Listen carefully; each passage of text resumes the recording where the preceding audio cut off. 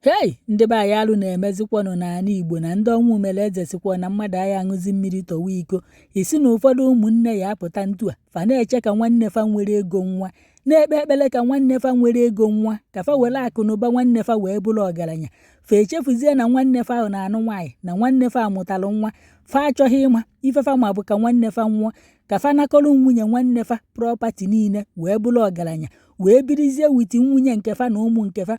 Nwanne fa nya na nwunye ya taziri afụ wee kpata nya bụ ego. Ụmụ nwanne fa na-ata afụ, nwunye nwanne fa na-ata afụ.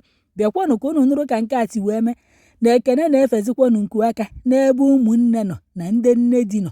O wee bụ na nwa ọmarịcha nwaanyị unu na-afụ kịta anụ nwaku nwa n'odi ya enwe trọkụ nnukwu moto unu na-afụ ebe a kịta, di ya na-anya moto. Nwaanyị amụtakwara ụmụ ise, di ya wee nwa n'ife mberede nke okporo ụzọ.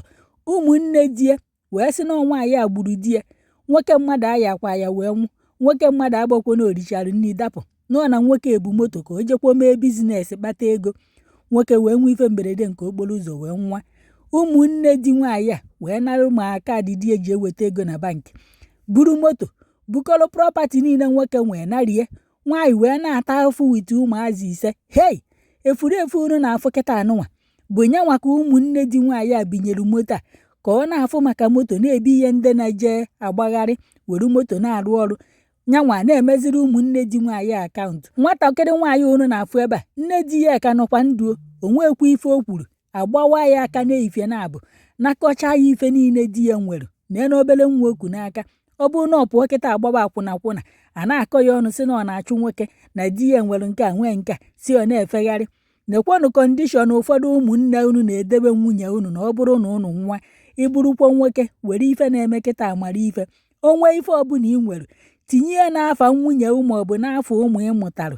Ọ ya aba chọọ ya echi afụghị ka onye ọkaikpe welụkwa ife ị nwere nye ụmụ na nwunye bifo ụmụnne unu ekpere ya ekpere ka ị nwa ma amahụ na ọfa na-egbu ka fa wee were akụ na ụba nwanne fa bifo ọfa abịa kwọchụrụ nwunye uchufuo nakọrọ nwunye gị ife oyi eji wee zụrụ gị ụmụ.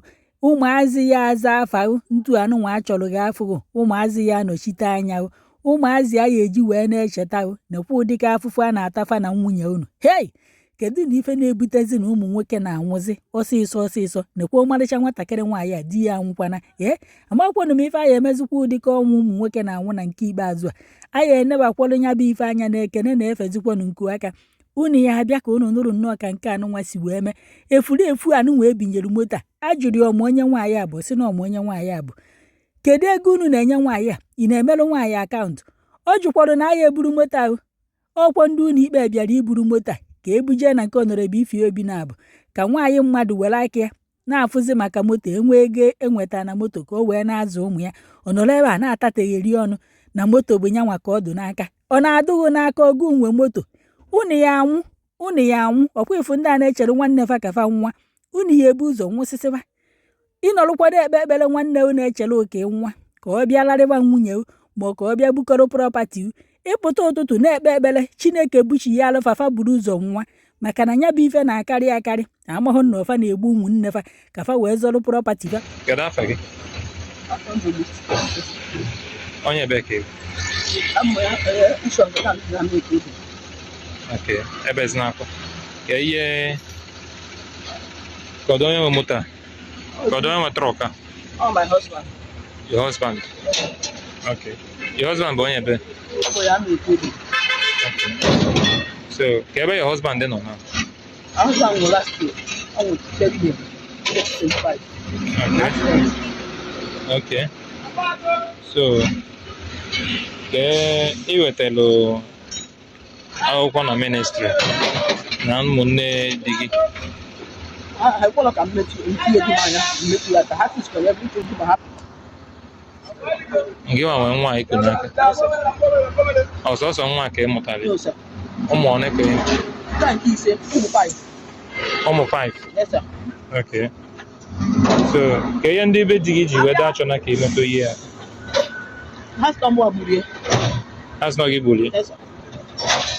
No, we're right to go back to my husband. I can't go all right to me.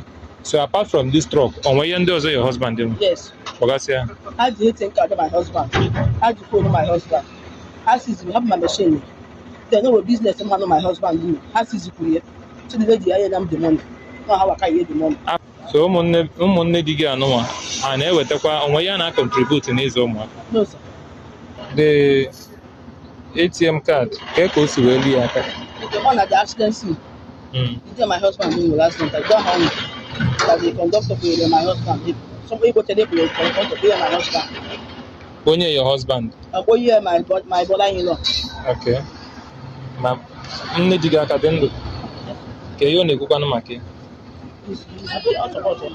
ọ sọpọtụ ha ọ da address grandchildren ọ da address na ha eligo.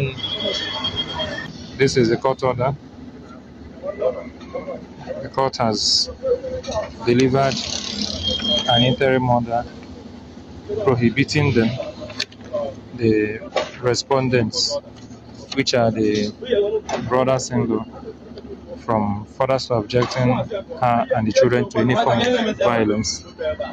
And an interim order is also granted that the properties of late Chukwu Emmanuel Chinonye or their rights to engage as a source of livelihood pending hearing determination of mission notice.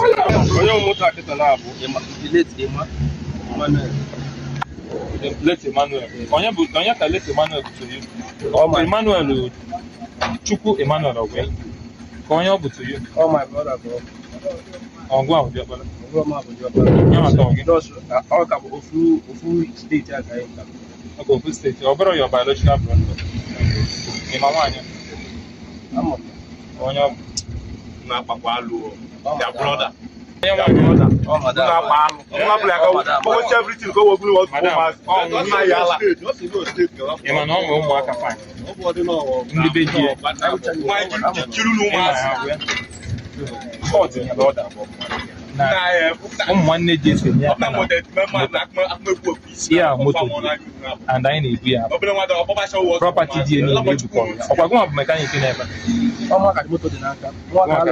ya akpọtọ ọ bụrụ ọzọ nyere anyị gị kọtụ nyere ọta kịta a ga-ebuli moto anụ a ha ga-egotere ume anyị bi aga ọfisi anyị ministry of women and mental health ebe anyị ha dị ọ sị na onye nwere ya bịa na